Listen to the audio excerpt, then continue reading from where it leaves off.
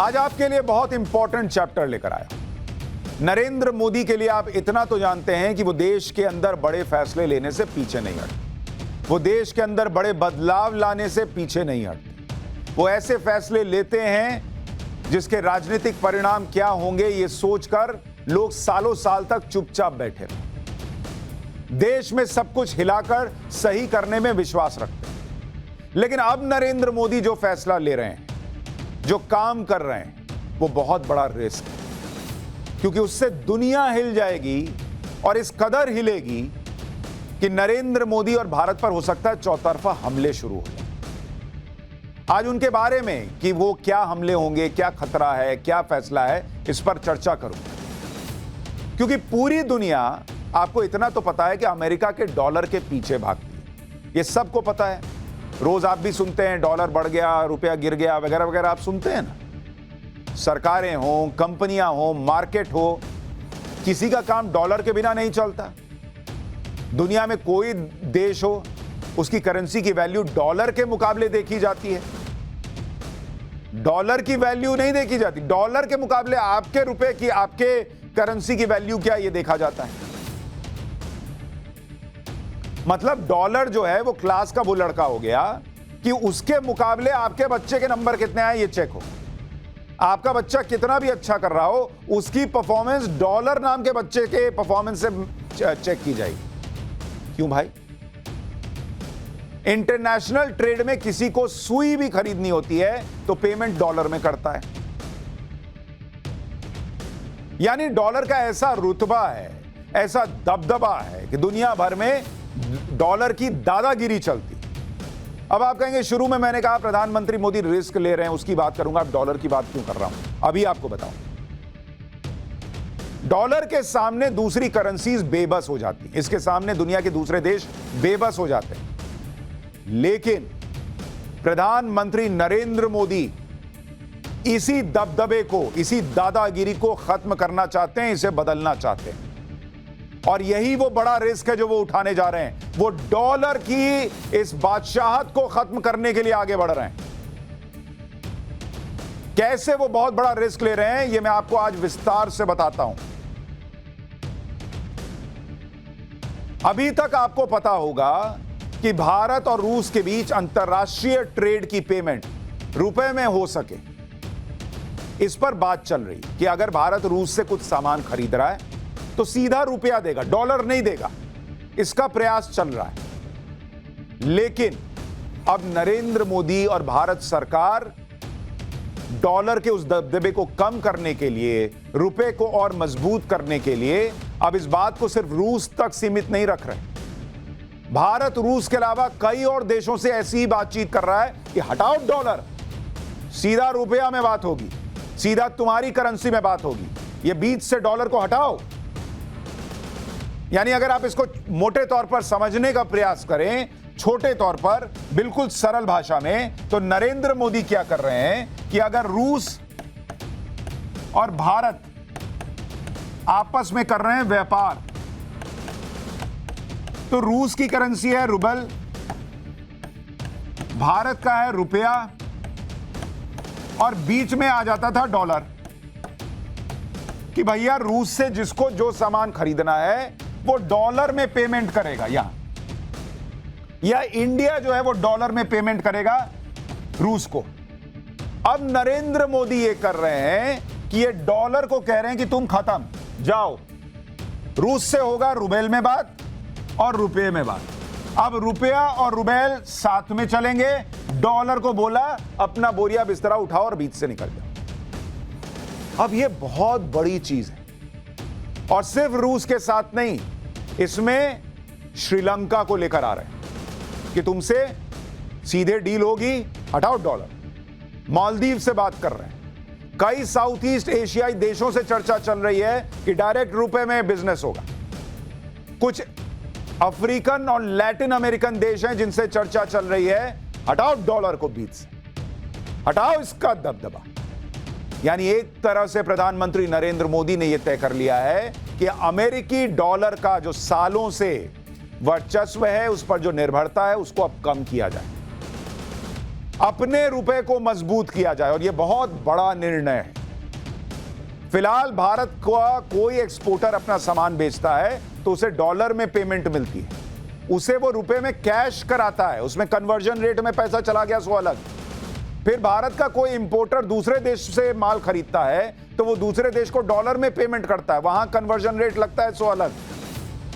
क्योंकि अंतरराष्ट्रीय बाजार में डॉलर एक कॉमन करेंसी है जिसमें माल बेचा और खरीदा जाता है। लेकिन इस पेमेंट सिस्टम में अगर डॉलर को हटाना है तो यह तभी हो सकता है कि ट्रेड करने वाले आपस में यह तय कर लें कि डॉलर की जगह अपनी अपनी करेंसी में माल खरीदेंगे और बेचेंगे। इससे डॉलर पर निर्भरता कम होगी और डॉलर का दबदबा भी कम हो जाएगा, जिसके सहारे अमेरिका अपनी दादागिरी दिखाता है, वो दादागिरी भी डाउन हो जाएगी, आवाज नीचे, ये वाला हिसाब चलेगा। और ये बहुत बड़ा रिस्क ले रहे हैं नरेंद्र मोदी। कैसे भारत पर, नरेंद्र मोदी पर हमले बढ़ सकते हैं, ये आगे बताऊंगा, लेकिन पहले सुनिए कि इसका इंपैक्ट अमेरिका पर क्या होगा।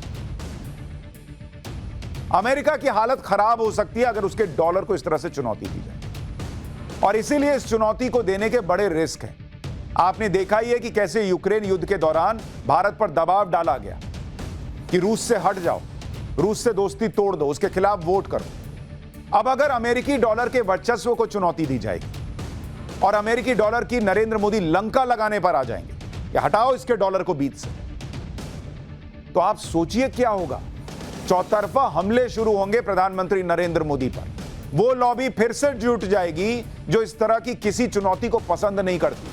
किसको अच्छा लगता है कि सालों साल से अमेरिका राजा बना हुआ है, डॉलर राजा बना हुआ है, और कोई नरेंद्र मोदी, कोई भारत आए और कहे कि हटाओ डॉलर को, ये किसी को पसंद आएगा? पूरी लॉबी है भाई, टूल किट वाली लॉबी।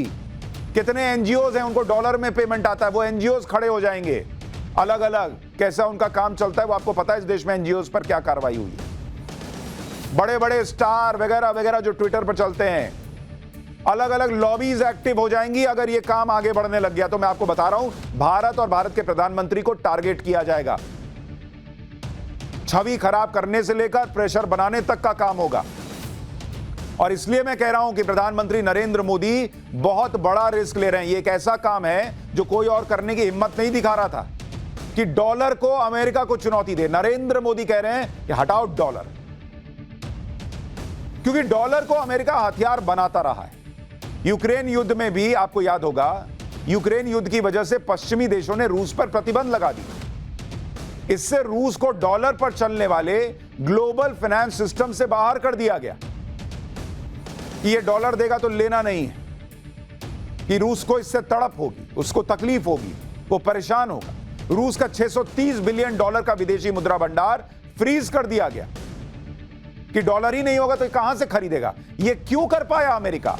क्योंकि पूरी दुनिया को उसने डॉलर का गुलाम बना के रखा है कि डॉलर नहीं होगी तो दुनिया नहीं चलेगी, हिसाब बना दिया। नरेंद्र मोदी कह रहे हैं अपना डॉलर जेब में डालो, दुनिया चलेगी और तुम्हारे बिना चलेगी। रूस के सेंट्रल बैंक को भी इंटरनेशनल पेमेंट के स्विफ्ट सिस्टम से बाहर किया गया। यह सब अमेरिका ने डॉलर के दम पर किया था। इसी डॉलर के दम को बेदम करने जा रहे हैं नरेंद्र मोदी। दुनिया में डॉलर का दबदबा ऐसा है, आज की स्थिति आप समझिए कैसी। दुनिया में इतनी सारी करेंसीज हैं, इतनी करेंसी, आप देखिए डॉलर का दबदबा। पाउंड है वगैरह वगैरह, यूरो सब है, लेकिन डॉलर का आप देखिए। दुनिया में, दुनिया का बता रहा हूं, दुनिया में जो विदेशी मुद्रा भंडार है, विदेशी मुद्रा भंडार, जो दुनिया में अलग अलग कंट्रीज जो हैं वो विदेशी मुद्रा को रखती हैं बुरे वक्त के लिए, उसमें से 60% डॉलर है भैया, डॉलर। यानी बड़े बड़े देश जो हैं वो जेब में बुरे वक्त के लिए संभाल कर किसको रखते हैं? इस डॉलर को रखते हैं। क्यों? क्योंकि डॉलर को राजा बना के रखा लोगों ने। करीब 40% जो ग्लोबल ट्रेड है, उस ग्लोबल ट्रेड का पेमेंट किसमें होता है? डॉलर में होता है। डॉलर 40%। दुनिया में अनगिनत करेंसीज हैं, अनगिनत करेंसीज, लेकिन 40%, 10 अगर लोग बिजनेस कर रहे हैं तो 4 लोग डॉलर में पेमेंट करते हैं, बाद में कोई पाउंड में करता होगा, यूरो में करता होगा, दूसरे में करता होगा। ये डॉलर का रौला है बॉस, जलवा है। और नरेंद्र मोदी कह रहे हैं इसी रौले को तोड़ना है, क्योंकि जब तक ये नहीं टूटेगा तब तक दूसरी करेंसीज मजबूत नहीं है। ये गए दिन अमेरिका के और उसके डॉलर, अमेरिकी डॉलर कैसे देशों की मजबूरी बन गया, इसे आप भारत के ही उदाहरण से समझिए। और इसको समझने के लिए आपको आंकड़ा देता हूं कि क्या हुआ है भारत में। डॉलर कैसे बना मजबूरी दुनिया के लिए, और इसका भारत के एग्जांपल से आप समझिए। भारत जो 80%, 86% ट्रेड करता है, एक्सपोर्ट इंपोर्ट, वो किस में करता है? वो करता है यूएस डॉलर में। यूएस डॉलर बॉस 86%, 8% करता है ट्रेड जो करता है वो यूरो में करता है, और 2%, मात्र 2% रुपए में होता है, क्योंकि कुछ और कंट्रीज हैं जहां रुपया करेंसी है। जबकि अमेरिका से इंपोर्ट, भारत अमेरिका से इंपोर्ट कितना करता है? यूएस से इंपोर्ट 5%, और एक्सपोर्ट कितना करता है? यूएस को एक्सपोर्ट करता है 15%। मतलब अपना 100 सामान बनाता है तो वो 15 सामान अमेरिका को देता है, बाकी 85 सामान दुनिया के दूसरे हिस्सों में देता है भारत। लेकिन उसके लिए 100 रुपया खर्च करता है, तो 86 जो है ट्रेड जो होता है वो डॉलर में होता है, 86% ट्रेड, जबकि एक्सपोर्ट मात्र 15% और इंपोर्ट तो यूएस से मात्र 5% है। ये रहा है डॉलर का जलवा इतने सालों से बना हुआ। और क्यों बन गया, कैसे डॉलर का बना? पहले डॉलर इतना मजबूत नहीं था, दुनिया डॉलर के आगे पीछे नहीं नाच रही थी, पाउंड के आगे पीछे नाचती थी। कैसे बदला वो अभी बताता हूं। लेकिन अभी क्या हो रहा है वो समझिए। डॉलर के वर्चस्व को कम करने के लिए इसी साल जुलाई में रिजर्व बैंक ऑफ इंडिया ने एक बड़ा कदम उठाया। रिजर्व बैंक ऑफ इंडिया ने एक नोटिफिकेशन जारी करके यह बताया कि अब रुपए में इनवॉइस बनाने, पेमेंट करने और आयात निर्यात का सेटलमेंट करने की अतिरिक्त व्यवस्था की गई।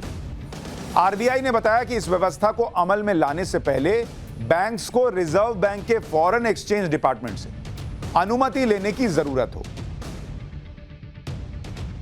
रुपए में अंतर्राष्ट्रीय ट्रेड के नियम क्या होंगे यह भी आरबीआई ने बता दिया, जिसके तहत सारे निर्यात और आयात की वैल्यू और उसका इनवॉइस रुपए में होगा, सब रुपए में होगा।